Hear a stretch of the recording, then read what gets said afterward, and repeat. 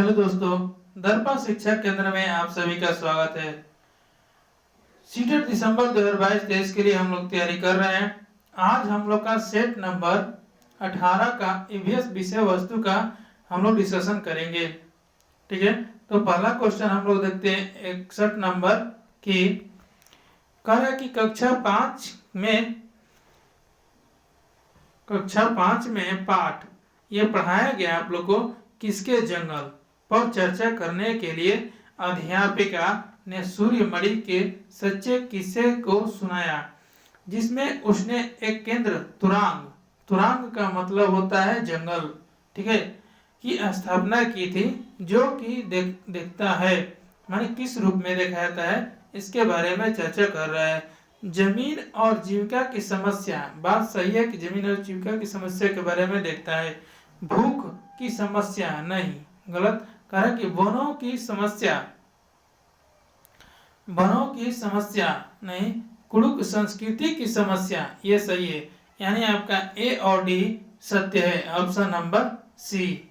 आगे चलते हैं 62 नंबर क्वेश्चन।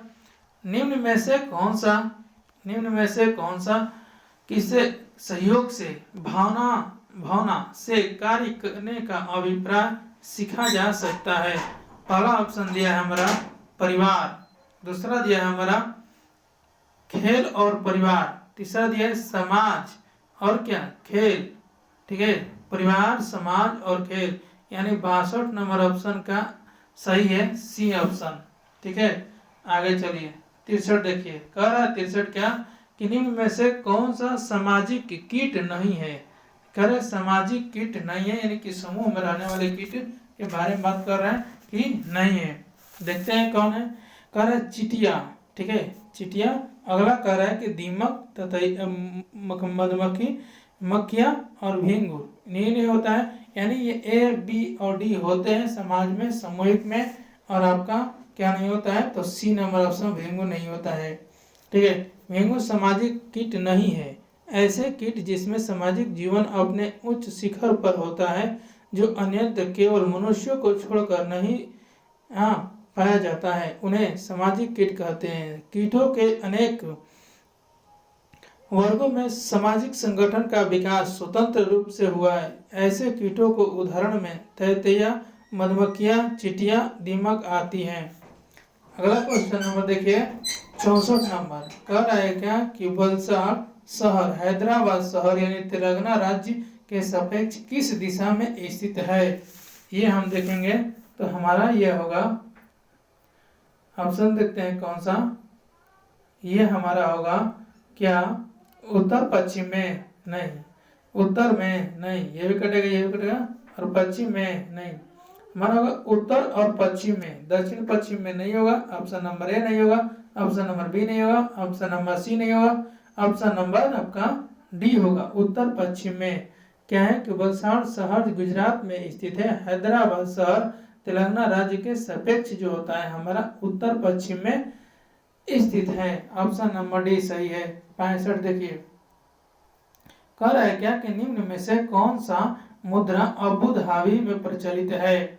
डॉलर, ठीक है, उसके बाद रुपया नहीं, दिरहम, ये सत्य है। 65 का सी नंबर ऑप्शन सही है, टका नहीं।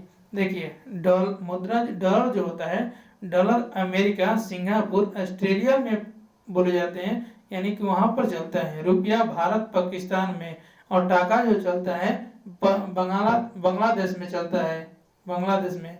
आगे देखिए क्वेश्चन, अगला क्वेश्चन कर रहा है कि छिराओ नृत्य के बारे में। छिराओ नृत्य में व्यक्ति बांस की डंडियों को पकड़कर युग में यानी एक दूसरे के आमने सामने जमीन पर बैठते हैं। जैसे ही ढोल बजता है बांस को जमीन पर पीटा जाता है। नृतक बांस की डंडियों के अंदर बाहर पैर रखते हैं, कूदते हैं और ताल पर नाचते हैं। निम्न में से कौन सा छिराओ नृत्य का है। तो ये हमारा होगा मिजोरम, ठीक है। छिराओ नृत्य कहाँ पर होगा, तो मिजोरम में, ठीक है। असम में क्या, मणिपुर में होता है खमदाबी नुपा रासलीला। असम में होता है बिहू झूमर, ठीक है, ओजपाली असम में होता है। अगला देख रहे हैं कि उड़ीसा में क्या होता है कि घुमरा नृत्य, पाला यानी कि ढस कदिया, गोटी पुआ, ये सब होता है उड़ीसा में। ठीक है, अगला चलते हैं 67 नंबर क्वेश्चन कि छत पर वर्षा के पानी का संरक्षण करके भौम जल को पुनः आवेशित क्या करते हैं, किया जाता है। ठीक है, अब क्या कह रहा है कि किस राज्य में किया जाता है, तो मध्य प्रदेश में नहीं, पंजाब में नहीं, बिहार में नहीं, ये किया जाता है हमारा राजस्थान में। ठीक है, 67 का बी होगा। 68 नंबर क्वेश्चन चलते हैं। 68 नंबर कह रहा है कि भारत में निम्न राज्यों में से ब्रह्मपुत्र नदी कहां से होकर बहती है। ठीक है, ये ऑप्शन देखते हैं आपका दिया हुआ 68 का। देखिए पहला ऑप्शन दिया हुआ है असम और मिजोरम नहीं, मेघालय नहीं, करते चलिए अरुणाचल प्रदेश और असम, ये सही है आपका option number C, Arunachal Pradesh और असम। 69 का देखिए 69 में कह रहा है कि भावी पीढ़ी के समाजीकरण में परिवार की महत्वपूर्ण भूमिका होती है। इस परिस्थिति में परिवार माध्यम है, किसका माध्यम है, प्राथमिक समाजीकरण का। ये हम लोग पढ़ते हैं सैनिकों में भी कि प्राथमिक समाजीकरण में क्या आता है, हमारा आता है परिवार। ठीक है, ऑप्शन नंबर ए सही है, बाकी सब गलत है।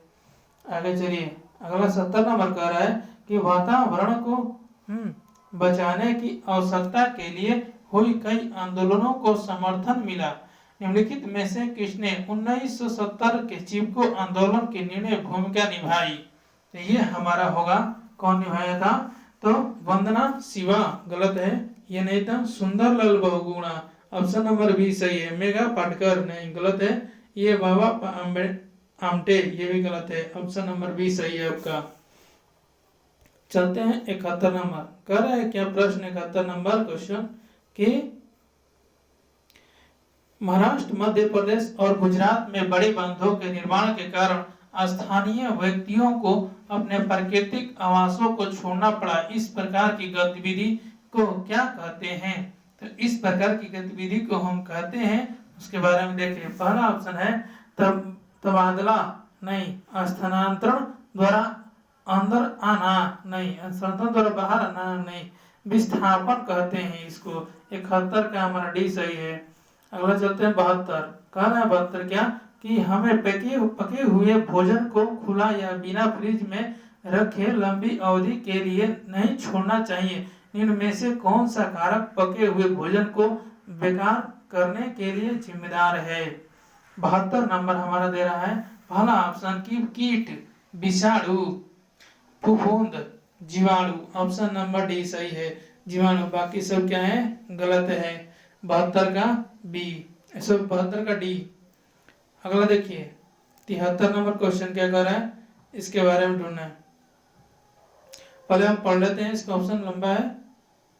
कह रहा है क्या कि प्रत्येक भोज्य पदार्थ के पैकेट पर उसे पैक बंद करने की तिथि दी जाती है, क्योंकि पहला ऑप्शन क्या है 73 का, प्रत्येक भोज्य पदार्थ की अपनी निर्धारित सिर्फ आयु होती है, ये आपका 100% सही है, ये आयु होती है। ठीक है, दूसरा दे रहा है कि भोज्य पदार्थ के प्रकरण और पैकिंग की अवधि में कई परीक्षकों का उपयोग किया जाता है, ये भी सही है। कुछ निश्चित समय के पश्चात इसमें रोगाणु उत्पन्न हो सकते हैं जो इसको खराब कर देंगे, ये भी सही है। और हम उन भोज्य पदार्थ का उपयोग नहीं करना चाहिए, हमें नहीं करना चाहिए जिन पर लिखा हुआ समय समाप्त हो जाए, ये भी सही है। यानी कि आपका ए बी सी डी सब सही है, किसका 73 नंबर का। आगे चलते हैं 74 नंबर, कह रहा है क्या कि मच्छरों के प्रजनन को रोकथाम, ये एनसीईआरटी में आपको लिखवाया गया है। ठीक है, मच्छरों के प्रजनन की रोकथाम के लिए कई विधियां प्रस्तावित की जाती है, निम्न में से वह विधि ज्ञात कीजिए जो कि मच्छरों के प्रजनन को नहीं रोकती है। ठीक है, देखते हैं, पढ़ेंगे इसमें। कूलर के पानी को सप्ताह में कम से कम 2 कितना, कम से कम 2 बार बदले, ये आपका दे रहा है 74 का। ठीक है, अब कह रहा है बी नंबर ऑप्शन क्या कि तालाब और पानी इकट्ठा होने पर स्थानों में मछली डालें जो कि मच्छरों के लार्वे को क्या करे, खा ले। गलत है, सभी गलत है, ए और बी भी गलत है। आगे चलते हैं ऑप्शन नंबर सी पर। सी ऑप्शन क्या कह रहा है, इसके बारे में देखते हैं।